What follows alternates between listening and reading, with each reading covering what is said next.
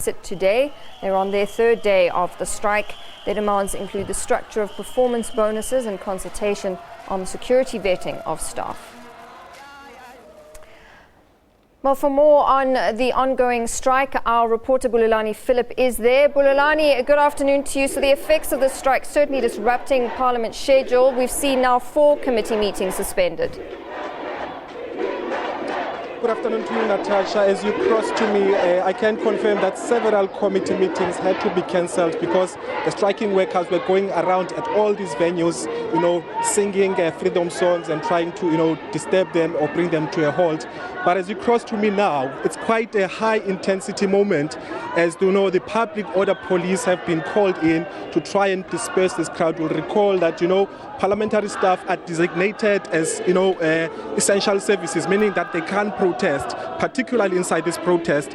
As you look at this picture, they're sitting on the steps in front of the National Council of Provinces, refusing to come or to leave as directed by police. Of course, police have, given them 5 minutes to actually disperse from the precinct, but they are maintaining their ground and they are saying that they work here and they will not leave. So these are the scenes that you see outside Parliament, and as you can see, in front of them are a group of, public order policing ready for any eventuality.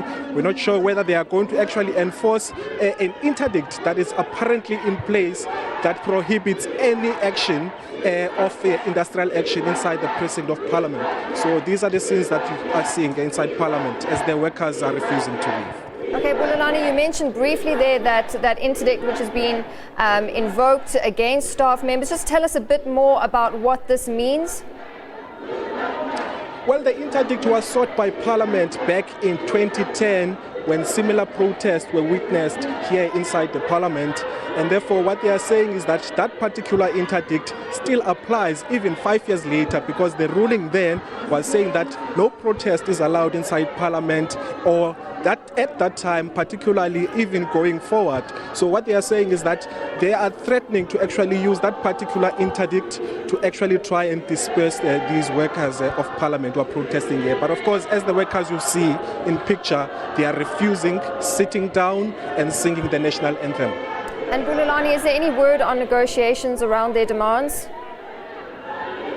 Well, the last time we spoke to the management of Parliament, they were still maintaining that they are still open to negotiations with the union leaders. But of course, we know that the last time they met was at about 4 o'clock yesterday. They met for about two hours, but no concrete or amicable solution was found. Hence, we see today that this strike is entering its 3rd day. And therefore, they are saying that, they will continue to strike up until their demands are met. All right, Bulelani Phillip live from Parliament. Thank you very much for that update. We'll take